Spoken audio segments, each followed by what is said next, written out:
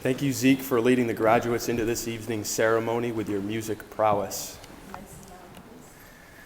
Now, at last, they were beginning chapter 1 of the great story, which no one on earth has read, which goes on forever, in which every chapter is better than the one before.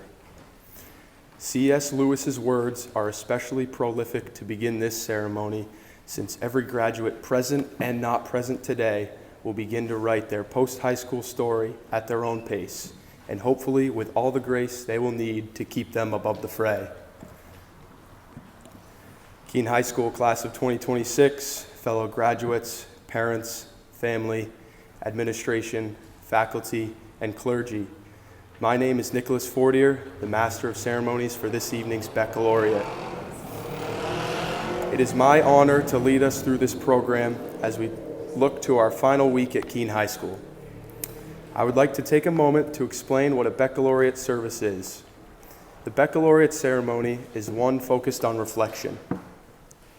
Seen as a farewell sermon to graduates, speeches may include a charge to go out into the community and make a difference, to make your high school proud. Clearly, our work is not done after graduation just because we are leaving the hallowed halls of Keene High School. Our focus is merely going to shift so that we are able to see the world through a more global lens, challenging ourselves to embrace opportunities in all of our post-high school pursuits. Einstein's quote on the front of the program reminds us of our safe harbor and invites us to explore. It is our hope that by virtue of the stories you hear today, you feel inspired.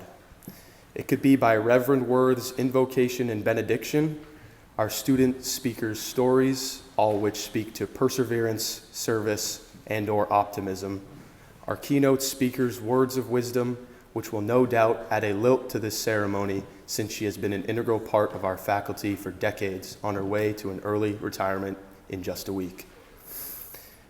Or perhaps you'll leave energized by all the pieces in a way that resonates for each of you individually.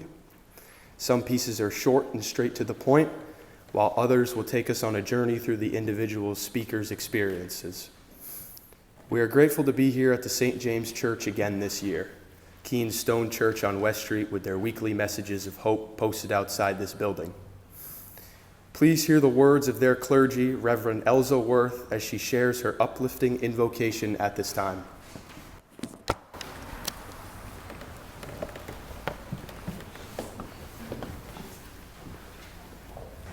Hello, everyone. What a room full. I'm so grateful to be able to gather with you once again to host Baccalaureate. It's always a highlight of my year.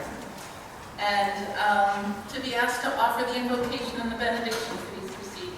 These are very unsure and stressful times for us all, so I commend you all students and families and faculty and everyone who helped it be possible to make it to this moment. So thank you all for your diligence and your support. I'd like to applaud the people who have supported these students this year.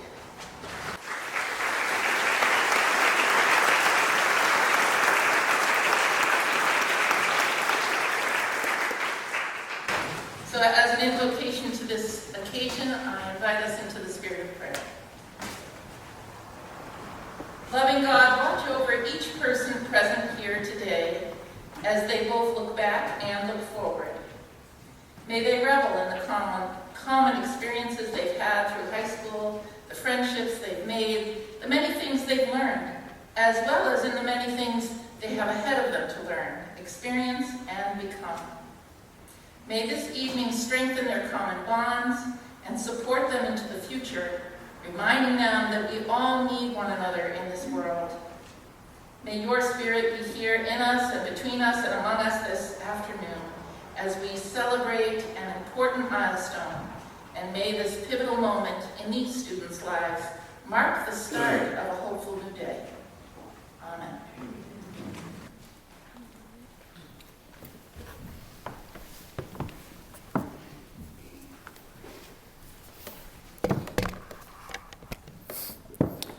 Historically, we hear from our keynote speaker, a member of the Keene High School faculty, in the middle of our program. However, we all know that change is important, and this year's speaker, Mrs. Beth Hansel, thought it be more appropriate to share her message early in the program to no doubt make your listening experience more enjoyable and worthwhile. Mrs. Hansel grew up in Ohio but lived on Lincoln Street in Keene as a 4- and 5-year-old, and her father was affiliated with this parish for 2 years. She graduated with her bachelor's from Kenyon College and received a master's from Keene State College. She has been connected to Keene High School since 1993, when she first came as a student teacher, moving then into the English and special education departments and working with the drama club. Her drama club advising spanned 25 years, and her teacher career spans 33. She was joined at Keene High School by her husband Charlie, who worked as a school counselor, and her children Caleb and Sarah, who both graduated from Keene High. During her time at Keene High School, she was involved in a number of different committees and held a number of curriculum and instructional positions. She has developed or co-developed a number of new courses, including theater courses and AP English language. Her favorite aspect of teaching are seeing students' faces as they recognize their abilities as thinkers, writers, and readers. She has worked as an adjunct at Keene State College for 16 years. Her favorite parts of teaching are watching students grow as thinkers and writers, especially their own realizations when all the pieces begin to fall into place. Her keynote is entitled, "Listen, This is My Advice."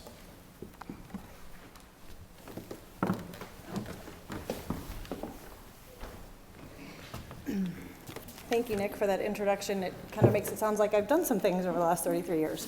So hopefully I have some things to share. I may try the reading glasses, I may not, so we'll see how this works. So good evening, class of 2026. How exciting to see you all here. Little applause for you all.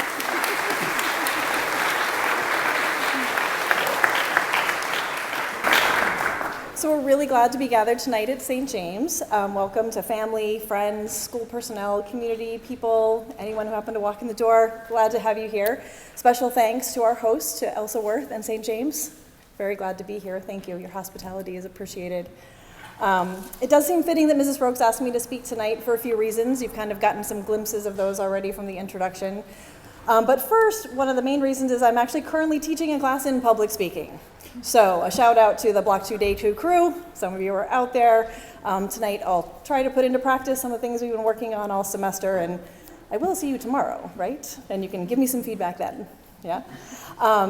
Another fitting reason for me to be here tonight is that, as mentioned, I am graduating Keene High School as well. So I'm very honored to be able to exit the doors of Keene High with you all. And the third reason is more personal, and it was referenced a little bit at the beginning as well. So I'm going to speak tonight about what's caused me to reflect. You mentioned that, right, in your introduction about Baccalaureate, that part of this is about reflection. So my reflection tonight is about the speaking and the listening that occur at a place and a situation like this. So fun fact, as you heard, I'm not from Ohio. I'm not from here. I'm from Ohio. And the other part of that fun fact is that I'm actually not the first person in my family to speak from this pulpit. As you heard, my father was affiliated with this church for a couple of years. And he was working in the New England region. And so I got to come and be here when he was preaching. The second person in my family to speak from this spot was our son, Caleb. He was a member of the class of 2017, and he spoke at this very event, sharing the experiences of his service trips abroad and how they impacted his thinking and what he wanted to do in his career. So I'm the third of those three generations, just sandwiched in the middle, speaking and addressing an audience. And that reflection has led me to consider the impact of speaking, and more importantly, of listening.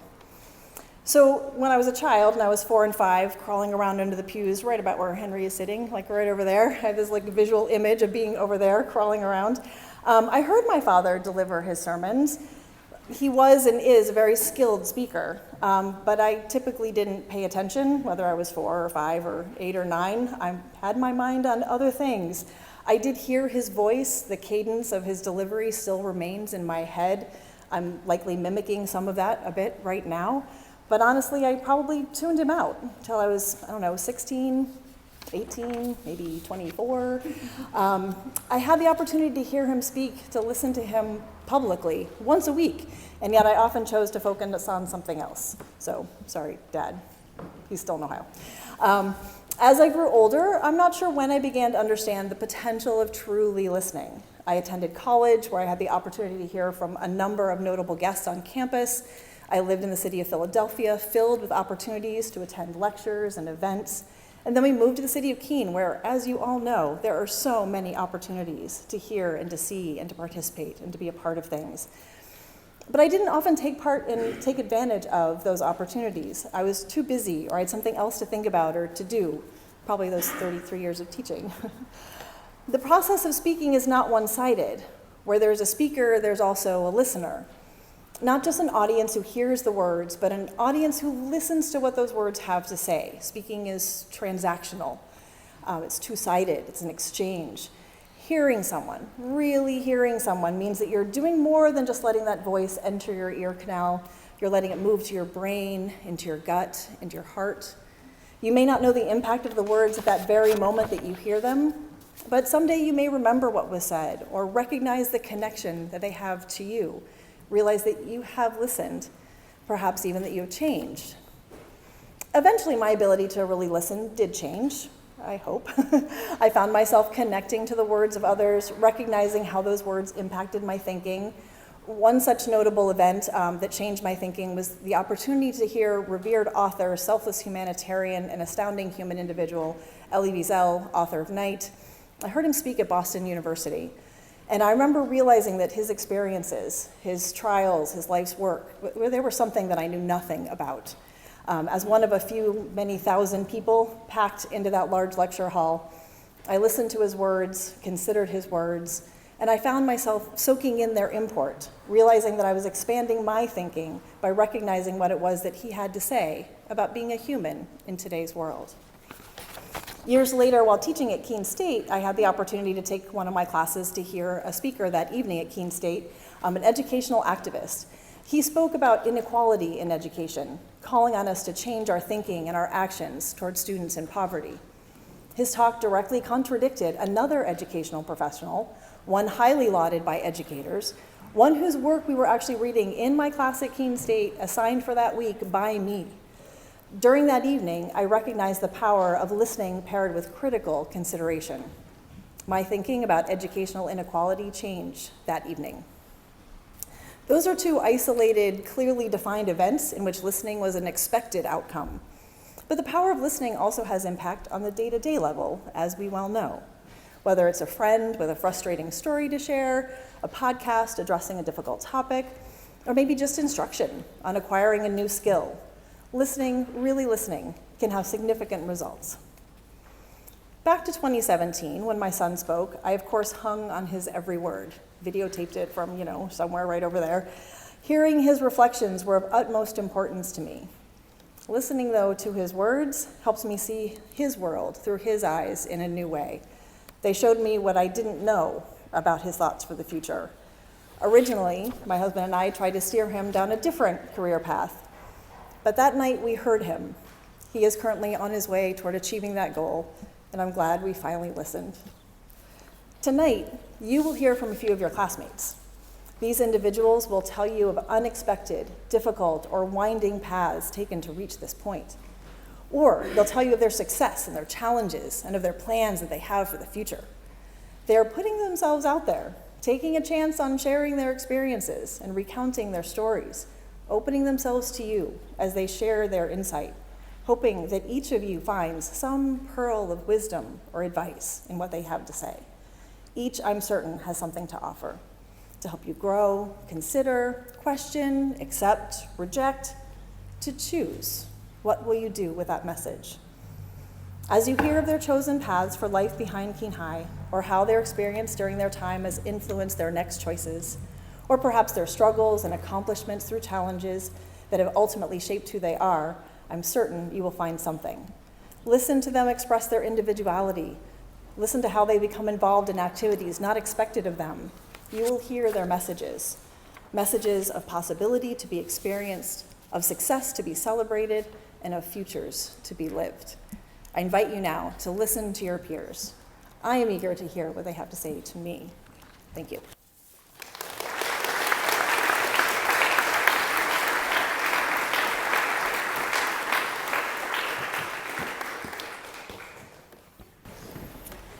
Please welcome Lucy Timmer as she shares her piece entitled Change in Plans. While at Keene High, she was a 4-year varsity lacrosse player and 2-year lacrosse captain. She played 3 years of basketball and 2 years of volleyball. She was a representative for the Class of 2026 Council and a member of the Student Athlete Leadership Council, a member of National Honor Society, National Arts Society, and the Keene Interact Club. She will attend Calvin University in Grand Rapids, Michigan, majoring in pre-occupational therapy, where she will be playing lacrosse.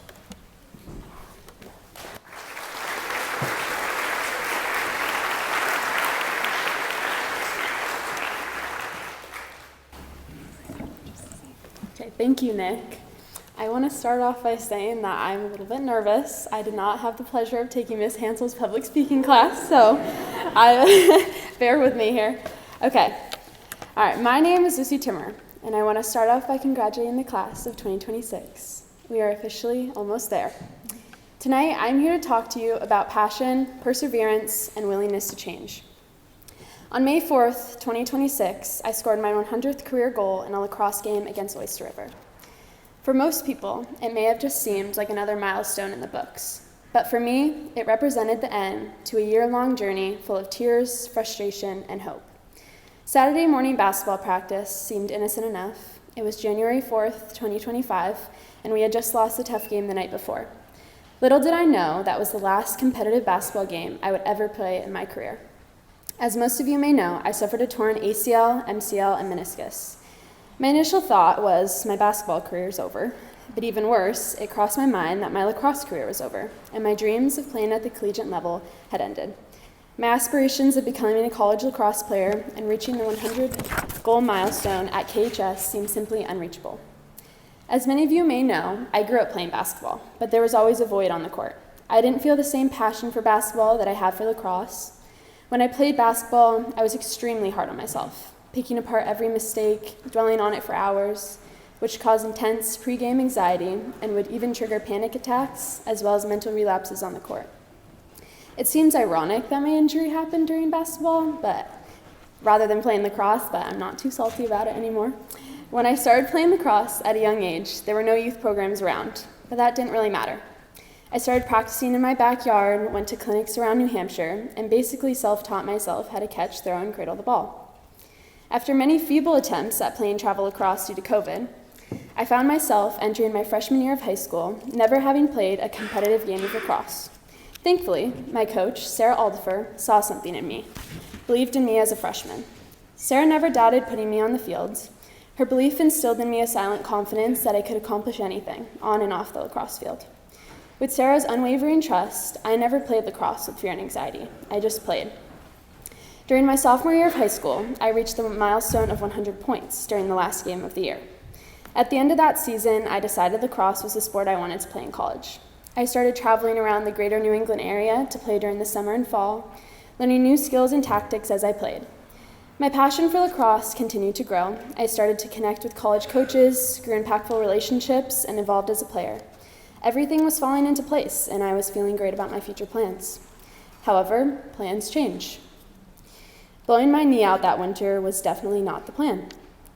Sometimes life takes unexpected turns and throws a punch to your face. One day you are slinging sidearms into the back of the net, and the next day you're learning how to take a shower with one functioning leg, which, by the way, was the most uncomfortable thing I've ever done. The next thing I knew, I was profusely sweating, trying to crutch all the way from Mr. Gitchell's chemistry class to Mrs. Perry's art room.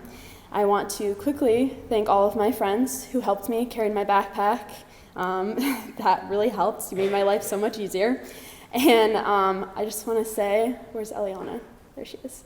I just want to say thank goodness that the elevator never broke down. When me and Eliana rode it about 100 times, it was a little sketchy, and every time it jerked, like we didn't know if we were going to make it. So, so thank goodness that didn't happen. But each day seemed to throw new obstacles and pain my way. My parents probably would tell you I was a complainer, but also a fighter. It was by far the most difficult process that I have ever been through in my entire life. So when life throws you obstacles of all types, I encourage you to face them head on. When you want to give up and things seem impossible, lean on the people around you. There were so many times when I was ready to give up on myself, but those around me wouldn't let me. As the pain and negative thoughts were weighing me down, I sat down with Sarah, who immediately started planning the biggest comeback ever. I honestly looked at her like she was out of her mind. However, my parents believed in me so much that all of a sudden, this new plan began to take shape. For the next 12 months, I worked my butt off. During the worst days, I reminded myself that if I was going to have the smoothest and fastest recovery possible, I needed to leap over the obstacles put in front of me and rely on help from those around me at school and at home. It wasn't long until my physical therapist said, "Time to lose the crutches," and I decided to walk all around Keene High School the next day, and my weak frail leg was screaming at me, but somehow I persevered. It was only the first step of proving to myself that I could do this. When my surgeon said it was time to start running, I jogged in my driveway while my dad took a video of me like I was a baby taking my first steps. I was going like 2 miles per hour, but I was out there doing it, so. When I was cleared to jump, I stood and cried out of utter fear. The sensation of my knee giving out from under me crept back into my mind, yelling at me not to do it. But I jumped. When I was told to start cutting and planting and twisting my knee again, I did it. It was not easy. I failed a lot. I had moments of weakness and doubt. But I set a goal for myself, and I wasn't going to let this injury define me and my lacrosse career. And now I'm here, in front of all of you, sharing my story, graduating from KHS, and heading off to Calvin University to play for the women's lacrosse team. The injury brought so many tears and hardships, but it also brought so many blessings. I got to experience lacrosse in a whole new way while on the sidelines, and not only grew as a player, but as a person. My view on life has changed. Last summer, I was supposed to be traveling all over to play lacrosse, but instead, I worked at Pilgrim Pines, a Christian conference center on Swansea Lake. It was the best experience of my life. I met some of my best friends and watched myself transform into a new person, leading me to choose a Christian college. That might have never happened if it wasn't for my stupid, incredibly unstable joints. And so I just want everyone to know you will experience changes in plans. I want you to face that change head on and be open to reaching your goals with a new plan. It may seem harder than the original plan, but can be more satisfying in the end. When your plans change, find new opportunities to grow and better yourself. Don't give up, because you might miss out on incredible opportunities that help you grow as a person. Thank you.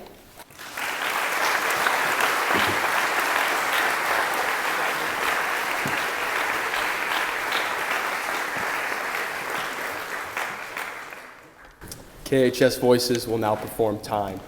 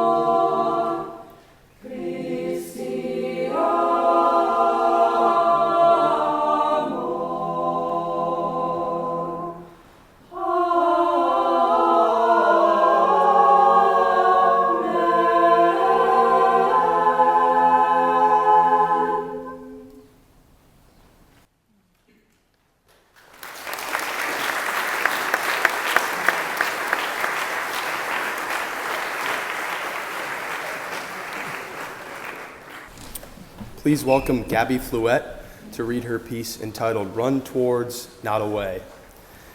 While a student at Keene High School, she was a member of the varsity gymnastics team, Club 211, Velocity dance team, and a proud Cheshire Career Center completer.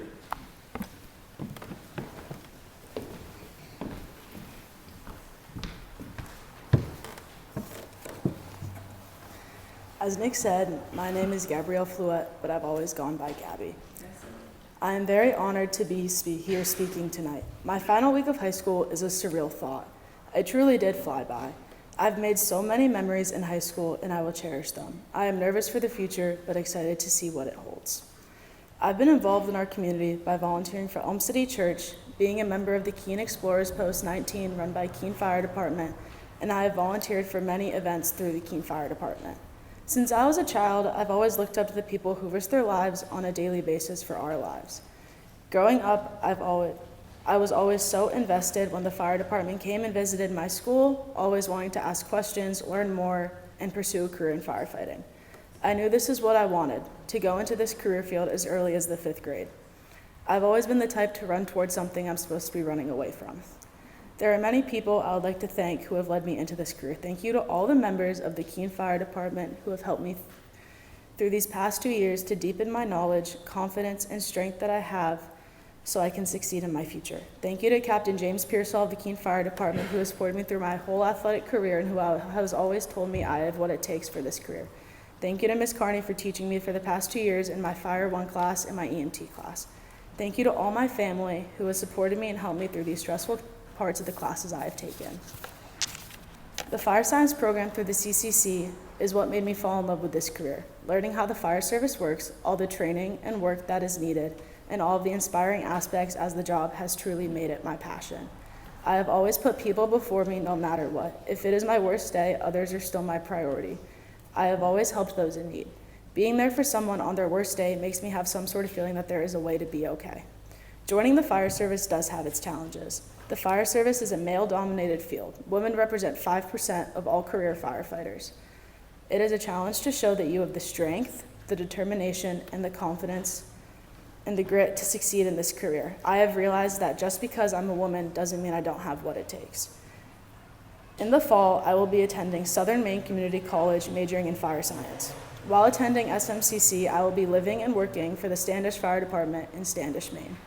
Having this opportunity will help me grow my passion, my education, and confidence in this career. Being able to start my career at 18 will truly help me grow and find my place in this career. Knowing that I have this passion and confidence, I want to show my true potential. I want to show those who have doubted me that I can really succeed no matter what I do. I want to show my younger self that she can do what the big, scary firefighters can. I want to be able to teach my community about safety and how children shouldn't be scared of firefighters. The mission of the fire service is to save lives and protect property. No matter what department you're in or what part of the service you work for, this is always the mission that you will follow. That is why you always see people risking their lives for you. Have you ever thought to yourself, I'm going to run towards the danger, not away from it? Because that's the thought I've always had. I will always be running towards it. Always remember, you can do hard things that you don't see yourself doing. Always find hope in yourself and push to the highest potential. Always have a positive mindset and focus on the positives. Finally, I want to share a quote that has inspired me. Some women are lost in the fire, some are built from it. Anonymous. Congrats to the class of 2026, and I wish for the best for everyone in their future.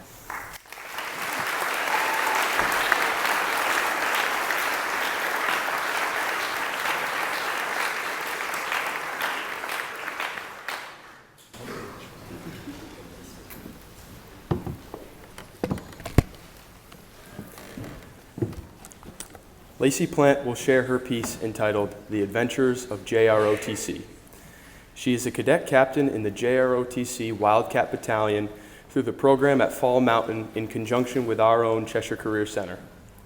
She has been in the program for 3 years and plans to continue in ROTC at UNH in August as she pursues her bachelor's degree in nursing. After college graduation, she hopes to become a second lieutenant Army nurse.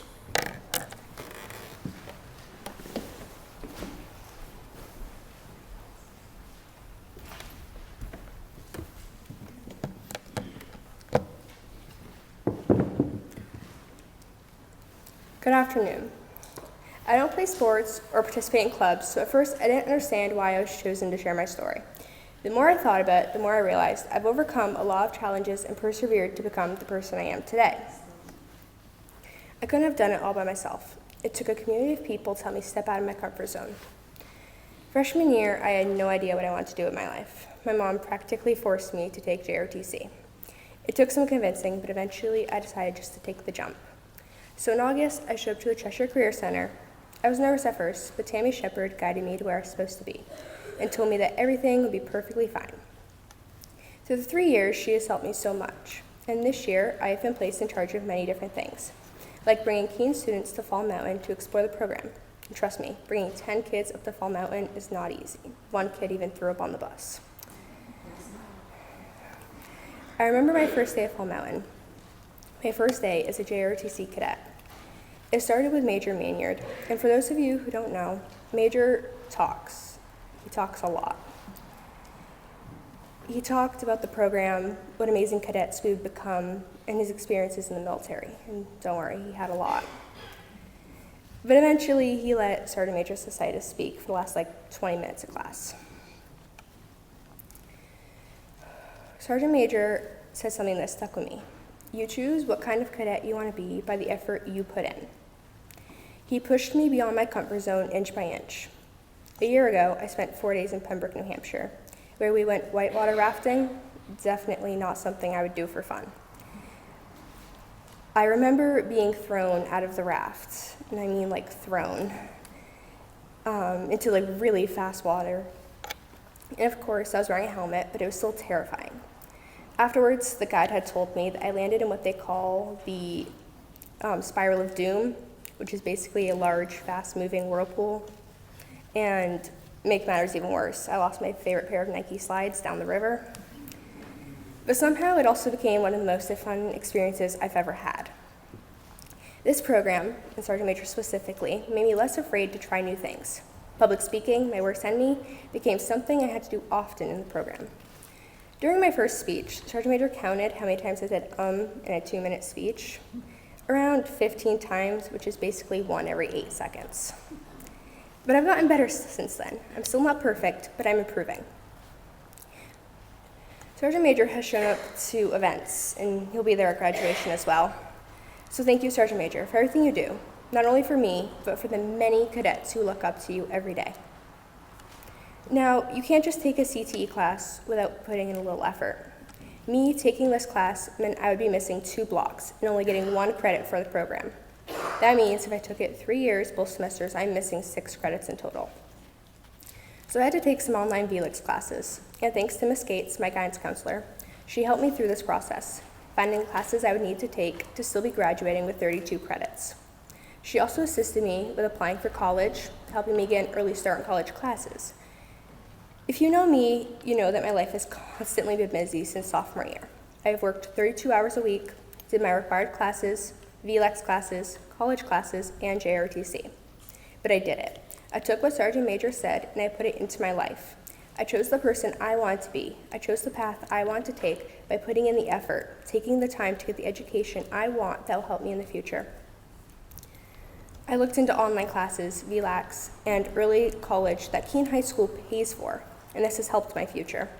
I have not only gotten extra education that will help me further my knowledge in the medical field, but also taking 5 classes off that I would have had to take in college that would have cost me thousands of dollars. Keene High School has offered me many opportunities to take my future into my own hands and do what I want with the knowledge that I will need. I have been working since I was 14 in a nursing home. Due to this amazing opportunity, I got paid well, I grew a strong work ethic, and it gave me opportunities I never would have experienced, like the fun and joys of working with dementia patients, which they can be a lot sometimes, but they also are kind of funny. I got to start building my credit as soon as I turned 18 by buying my brand new Bronco, which was not cheap, but I had to earn that money and put in the effort to get there. Through the 4 years I've been at Keene High School, I've had a strong support system. My teachers, who have been understanding if I turn an assignment a day late or need time to come in early to understand something better. For example, Ms. Armstrong, who has helped me countlessly times this week editing this speech. Miss Gillis, I had her 3 years in a row, and she helped me understand history better, which is not my strong suit. Or Mr. Russo. I remember telling Miss Gates that I needed to have her senior year because I had her freshman year and I was not graduating without her. Though many people think JROTC is just a program, it's more than that. JROTC is a family of people who care about each other and push one another to do better. They understood when I couldn't show up to events due to work or even the long college classes. During my 3 years in the program, I have made lifelong friends, Ashlyn Carter and Hayden Freeman, both seniors at Fall Mountain who graduated yesterday. They have taught me different things. Ashlyn has brought me closer to God and helped me see the good in the world. Hayden has brought fun and excitement into my life. They both have made football a lot more fun, and considering I don't play sports, kind of says a lot. And of course, we got through the battalion drama because it's still high school, there's always drama. But we've realized that the drama doesn't matter, because once you graduate, it doesn't matter who's right or who's wrong, or what she said versus what he said. We're all in this together. I'd also like to thank my boyfriend, Jason Hamill. He has shown me parts of the program that I probably would have never experienced without him, even though I declined Raider no matter how many times he signed me up for it. And for those of you who don't know, Raider is a physically demanding outdoor competition involving ropes, huge tires, weights. But he still pushed me to become a better cadet. He taught me skills that helped shape me into the officer I am today, supporting me every step of the way and helped me study so I could attend the JROTC Leadership and Academic Bowl in Washington, D.C. I am incredibly grateful. These people have taught me so much that I've used in my life, at work, and school. It is now 2026, and because my dad, my mom, and everyone else who has supported me throughout my life, I have chosen to pursue a career in nursing. I want to become a nurse because I want to help people the best way I can. I want to support families during the hardest moments of their lives and do everything in my power to care for the people they love. Over the past 4 years working in nursing facilities, I have watched nurses like my mother and Heather Smith work tirelessly to care for patients. They show compassion, respect, and kindness while helping people through some of the most difficult challenges.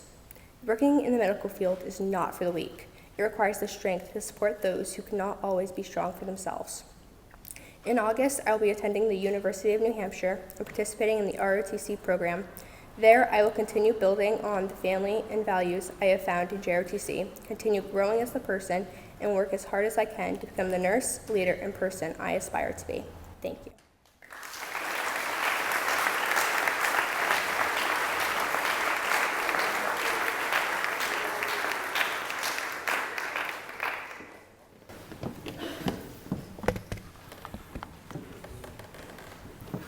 There are at least 5 sets of twins in this year's graduating class, including me and my awesome sister, Bella. Shout out, Bella, wherever you are.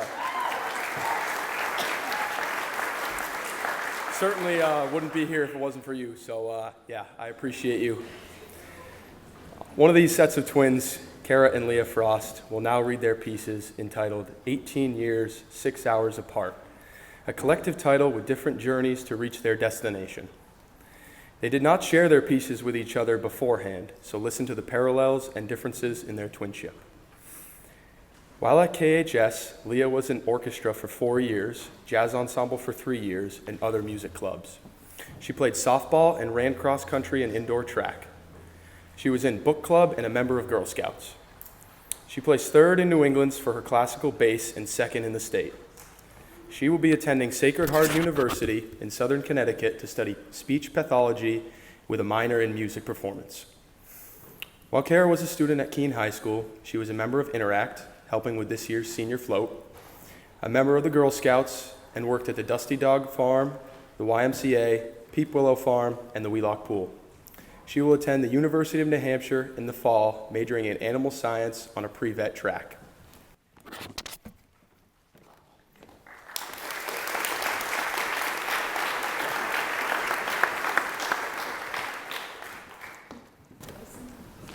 Hi everyone, my name is Leah Frost, the other half.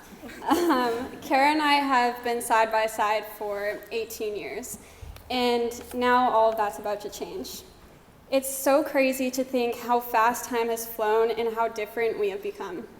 Kara and I have shared many things in our lives, including clothes, our room, and friends. So soon we will be 6 hours apart and we won't get to share those clothes anymore. We won't share a room and we'll have separate friends and be our own people. I think that when you grow up next to someone for so long, you're automatically associated with that person. Now that does come with its pros and cons, but I will forever be grateful for her. Kara and I have been doing things together forever, and one of those things was Girl Scouts. My mom worked at the Girl Scout headquarters in Massachusetts, so we spent a lot of time in there. Because of this, we were as involved as we could be in our troop and our community.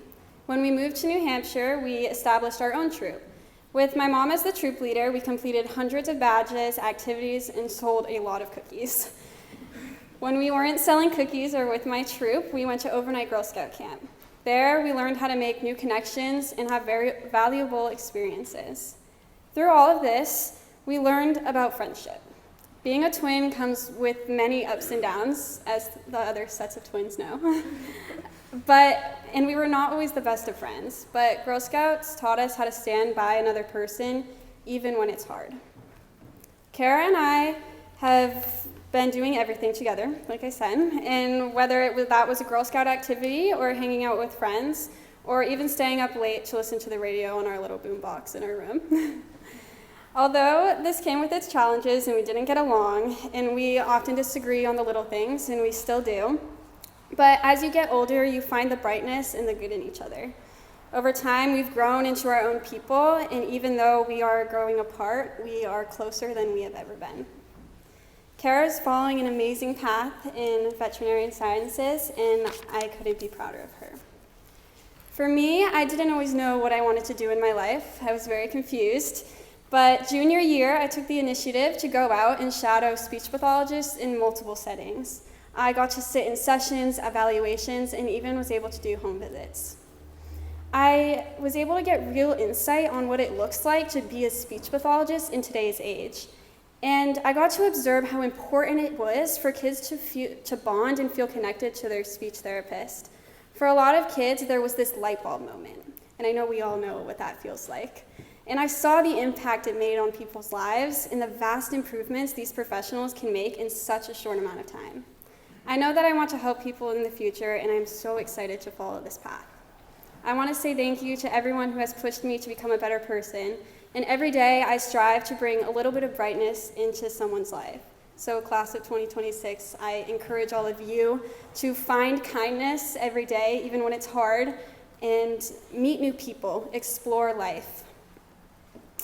I want to end by giving my love to my sister, Kara. I know we've had our differences, but this is what I think makes our relationship so special. I believe that it's so different from other sorts of relationships, and we are closer than most siblings get to say. There is something so special about being a twin, something that only twins in this world will really understand. So thank you for being an amazing sister, and I will forever be your #1 supporter.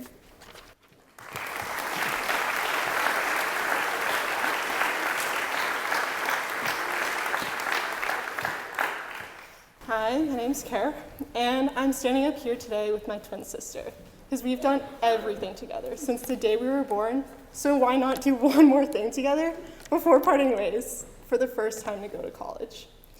Even though we're fraternal twins, we still get mixed up constantly, sometimes by our own parents.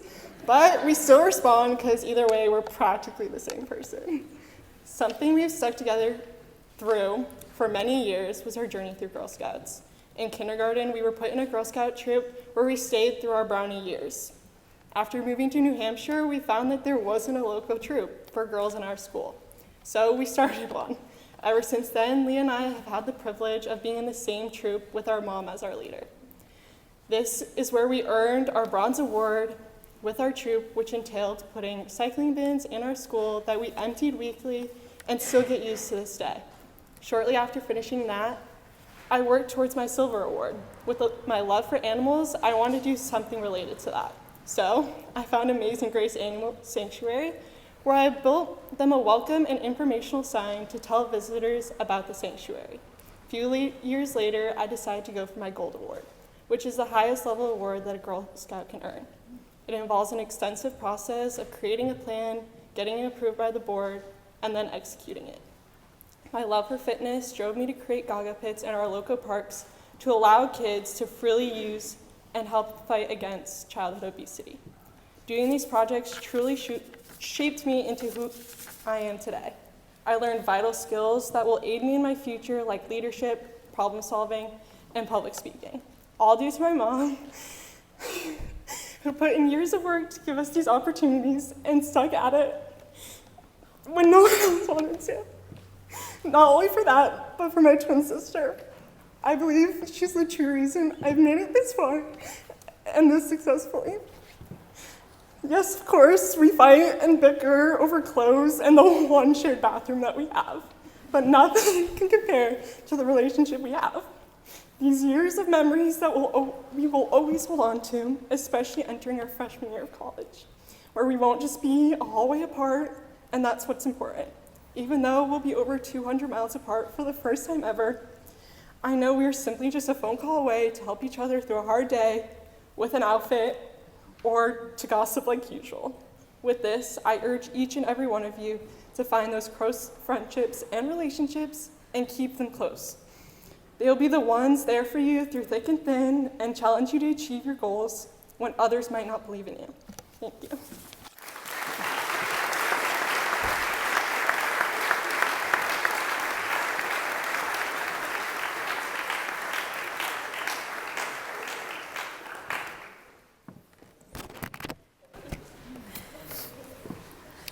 Asher Elbers transferred to Keene High School from Gathering Waters after his sophomore year. While at Keene High School, he was a pianist for the jazz band and played percussion and piano for the concert band. As a member of the concert band, he traveled to Busch Gardens, Virginia recently, where the band swept the competition, winning first place for high school concert bands and best overall. He is a songwriter and loves collaborating with other musicians. He works at the center at Orchard Hill and will continue an internship with Fix Auto Shop. He has been accepted to several colleges, but will tell us about a different kind of next step.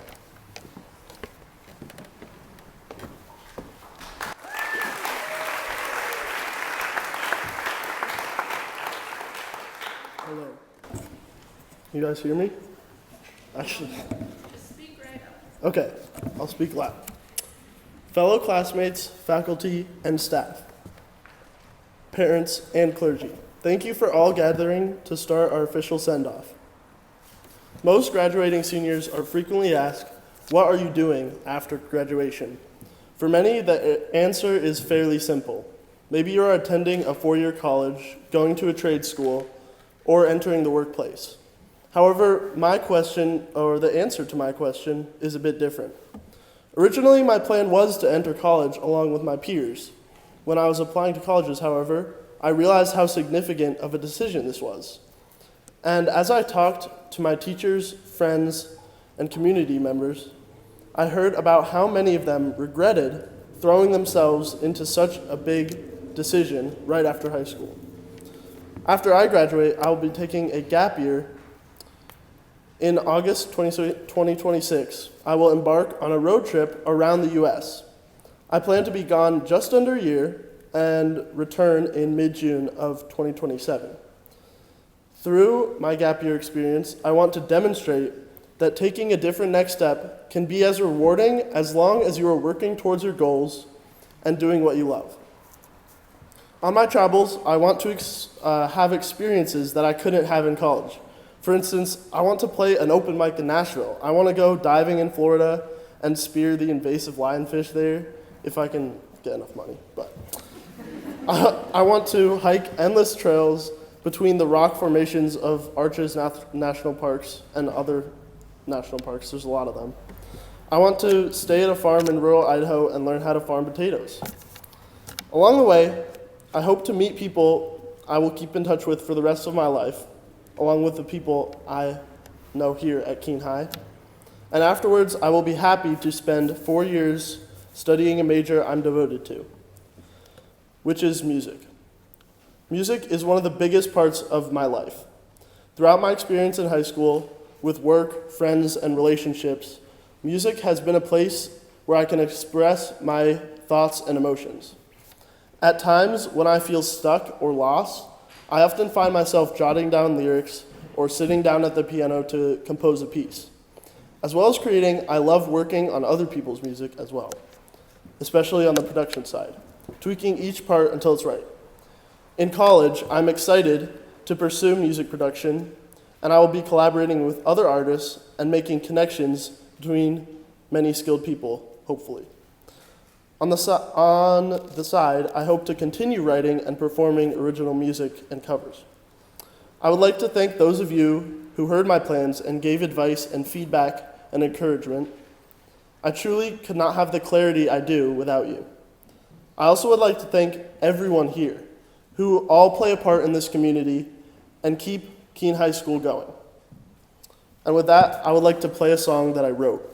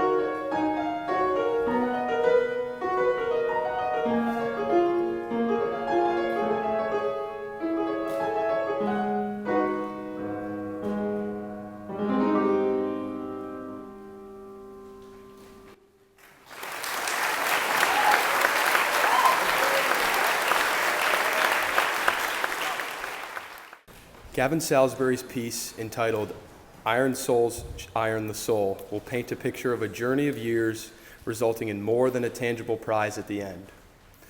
While at KHS, he was a member of the concert and marching band for 4 years, the jazz band for 2 years, playing tenor sax for 3, and alto sax his freshman year. He also has been on the math team for 2 years. He plans to continue to cultivate his post-secondary plans, perhaps even attending culinary school eventually, since he is working in food service presently.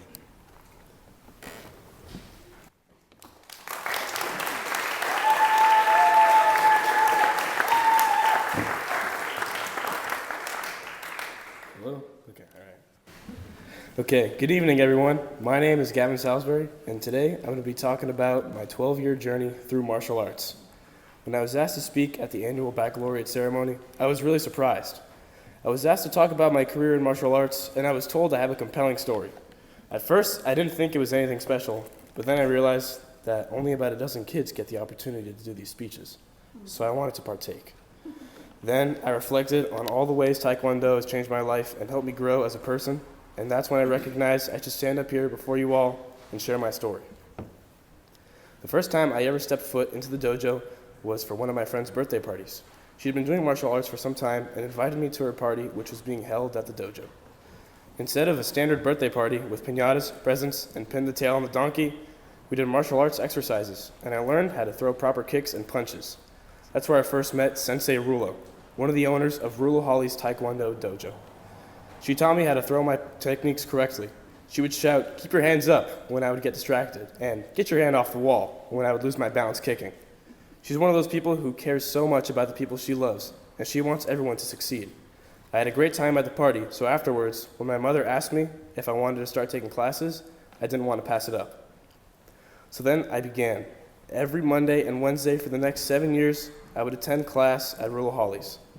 In these classes, I learned all kinds of kicks, strikes, blocks, stances, and forms, which helped me hone my Taekwondo skills.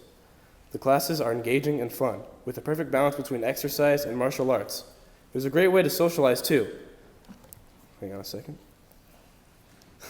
I met lots of cool kids, and I'm still friends with some of them that I met about a decade ago.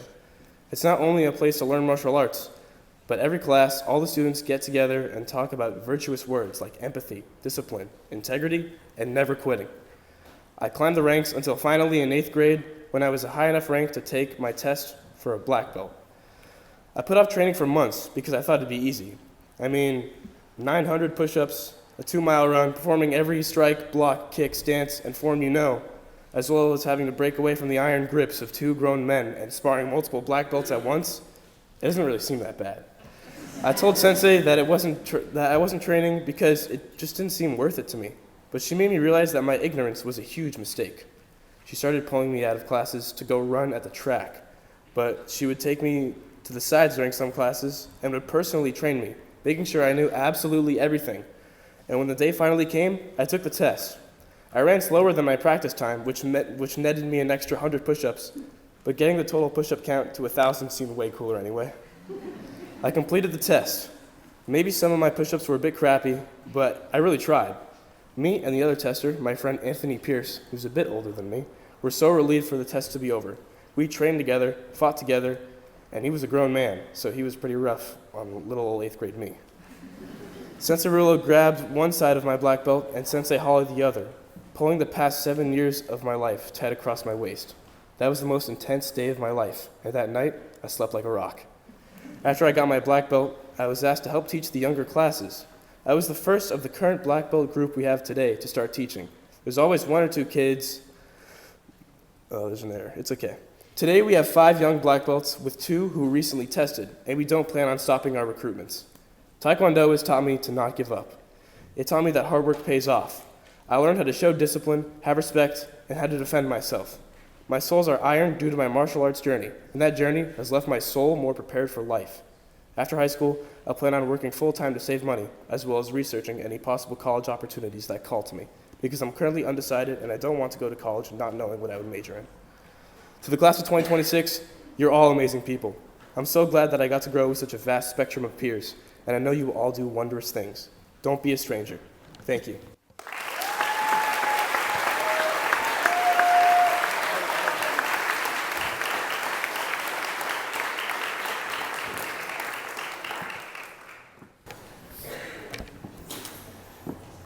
We will hear from Madeline Ansevin Allen as she shares her piece titled Interconnected.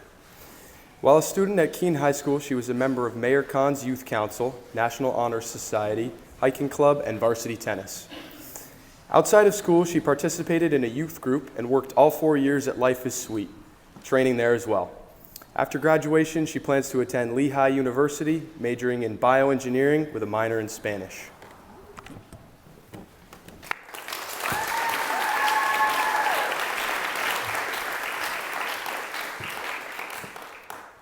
Hi everyone, my name is Madalena. I always thought of the world as very large, especially during the 13-hour flight I took this past February. For my senior trip, my parents and I traveled across the world to visit Abu Dhabi in the Middle East and the Seychelles Islands, a group of islands in the Indian Ocean. The time I spent in Abu Dhabi was incredible. I got to see the Great Mosque, visit the city, and finally experience a UV of over 4 for the first time in months. Safe to say, I loved it there. After the 3 short days in Abu Dhabi, we flew to Seychelles, where I got to meet my parents' host family from 30 years ago, during their time in the Peace Corps. Here I saw unique environments and species that I had only ever seen in pictures, like the giant tortoise, hawksbill turtle hatchlings, the coco de mer, and the famous white sand beaches. Something that was incredibly evident in my travels across the globe were the similarities of people all around it. Everywhere I went, there were people going about their daily lives, eating, working, and raising families. And though the things they ate or the traditions they had differed from my own, we all had the same human needs. While we were in Abu Dhabi, we met a Russian mother, daughter, and grandmother during a small group tour. Though they spoke broken English and only my mom spoke and understood a little Russian, we formed a connection that transcended language. We learned that they were in Abu Dhabi on a school break and planned to return home a few days after we left. The daughter was 12 and reminded me so much of my younger self at that age. And the grandmother, like any caring relative, asked my age, how I liked school, and about my future plans. By the end of the night, she was giving me a hug goodbye and telling me that I would accomplish great things. She was someone I had never met from a place I had never been, but she reminded me so much of my own grandparents. Upon arrival in Seychelles, we were immediately embraced by Sidna and Nelson, my parents' host, mother, and brother. In the following days, I met the rest of the family, including Nelson's 3 kids.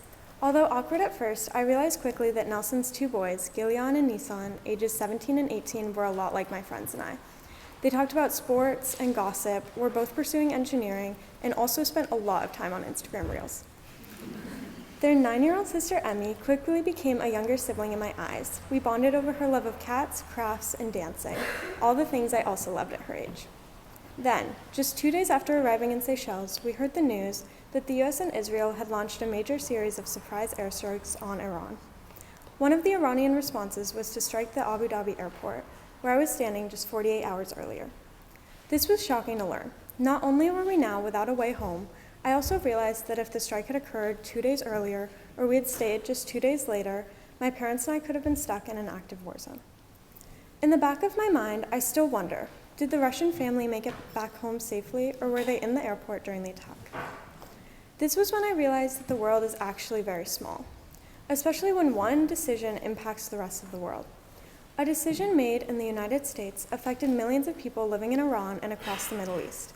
This then halted almost all travel through the area, causing a ripple effect to nations around the world, until the effects of this decision reached a tiny chain of islands off the coast of Africa, finally impacting my family. As I worried about how we would get home, I also thought about how this would impact the people of Seychelles. In the following days, tourism halted and ships carrying basic necessities traveling through the Middle East stopped arriving. With the lack of tourism and unavailability of essential supplies, this is a threat to both the economy and the people of Seychelles, which could have long-lasting repercussions. For my family and I, the impacts of this event stopped when we eventually got home, and the only true result of it was that I got to spend an extra week on a beach. But for many who live in these areas, they're still experiencing this everyday threat to their lives and livelihoods. A choice made by a few people thousands of miles away from my family had a huge impact on my life and the lives of millions of others. Whether nearby or far away, other people's decisions affect you just as your decisions affect others. Although the choices that we make daily don't always have as big repercussions as the ones made that day, they are still important and affect others. The human race is one interconnected web that is tied together through interactions. We have the opportunity to make good choices and to have a positive influence on this world. This is our time, and I encourage you to enter the next stage of life's journey with the knowledge that we can and will make a difference. But remember, the future is ours to make, and we have inherited this world together. Our interconnectedness means that we can make our mark locally, regionally, nationally, and globally. You can and will have an impact on other lives with your decision. So be selfless, be empathetic, and begin right now. Thank you.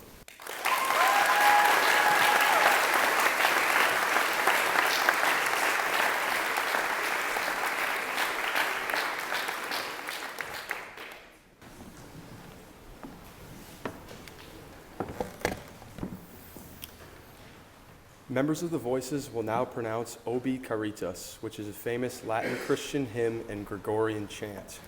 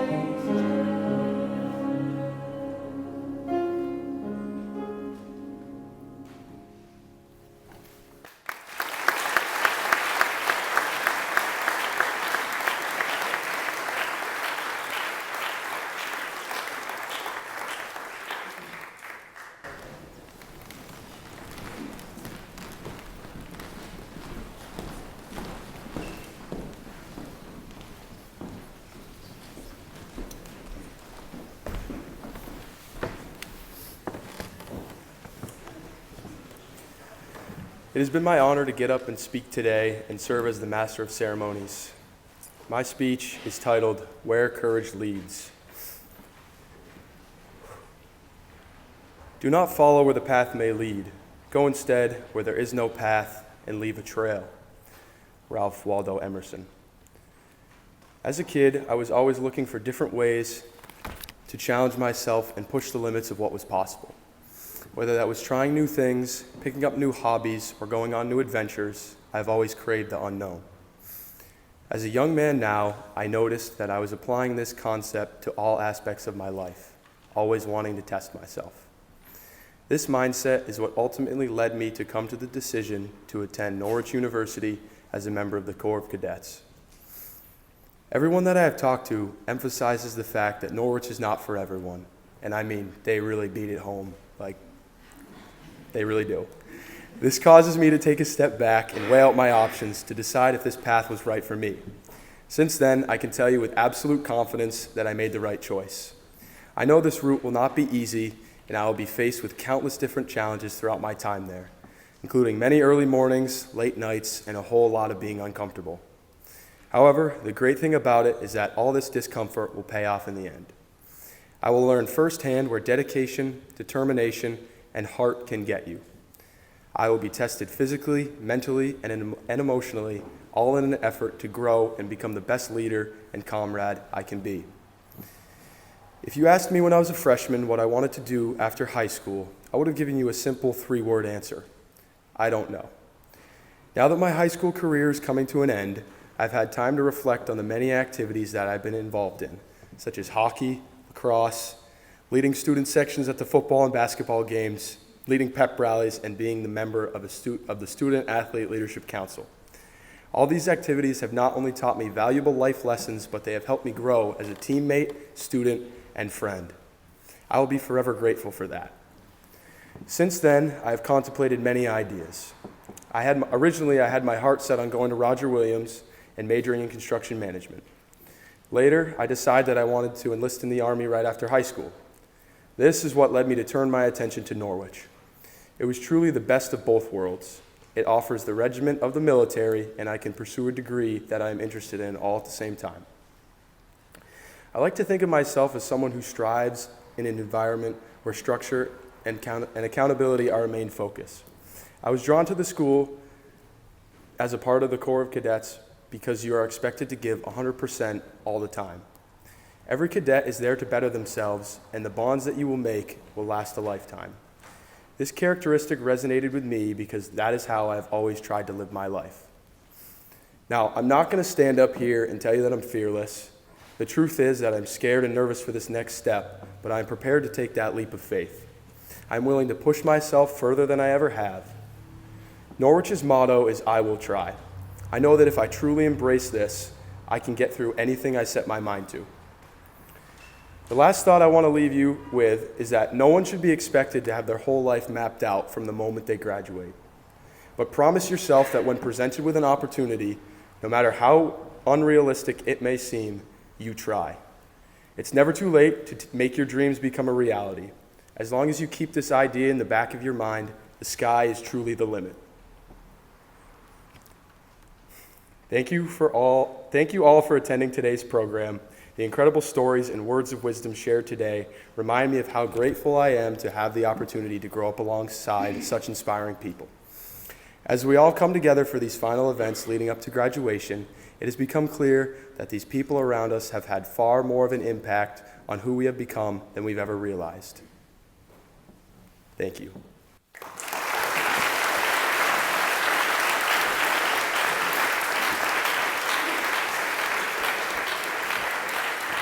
Sorry, false alarm, not done yet. The Reverend Elsa World will come up and close the program with the benediction, after which Mrs. Rokes will share a few words.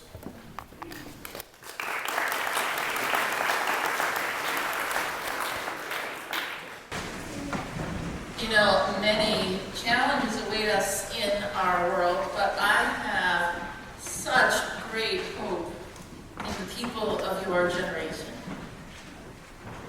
Because you found yourself online forever, I think you recognize better than your elders the deep human need for connection. And I hope you will act on that need and hunger for connection and find ways to be face-to-face with people you know and people you have yet to meet, and foster ties and connections from the ground up, helping this divided world come together, one meeting at a time. At the same time, your generation is so accepting of all different kinds of people, many differences. You revel in everyone's individuality.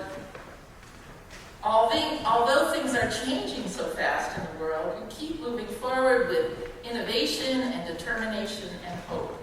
And as you head out into your future after graduation from high school, I will be praying for you, as I have been doing all year, and that you will discover your specific callings to serve this world and all who live in it with vision and compassion and courage. So I leave you with this blessing. May God bless your feet wherever life leads you. Bless your hands that they may serve this world with integrity. Bless your eyes that they may see others with compassion and understanding. Bless your hearts that they may respond to the pain of others. Bless your lips that they may speak peaceful and very honest words. Bless your minds that you may remain aligned with your highest ideals and use your gifts of wisdom. Bless you as bearers of light in a world that is so often dark. Bless you all your days, this day and forevermore. Amen.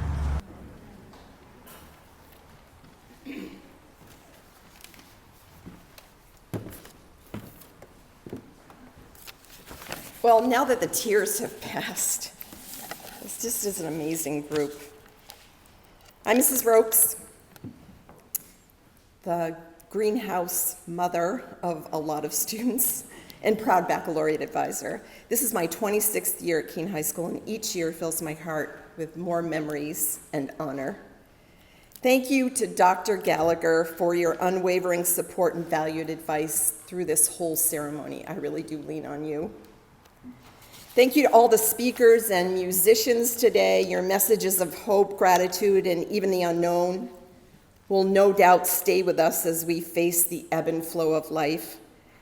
And having a grandson in this year's graduating class, Jace Jewett, makes this class more memorable, if that's possible, and also because I've had the honor of being a co-advisor to the class with Mrs. Turney and have been in the company of a hard-working and dedicated class council. Mrs. Hansel, we wish you well in your early retirement. Keene High School will not be the same without you. You are a bright and humble light, my very dear friend and trusted colleague to so many of us over the years. Filling your shoes will be an impossibility. We will bask in the afterglow of the indelible mark you left on Keene High School. So the plant you see behind you has a lot of color, and we hope it goes into your yard and that you love it, and when it grows that you're reminded of all of us. Thank you to Reverend Worth, who hosted the Keene Pops before this evening and still said, "Come in, class of 2026." Always welcoming, always bringing her words of wisdom and imparting grace with every word. We have a gift for you.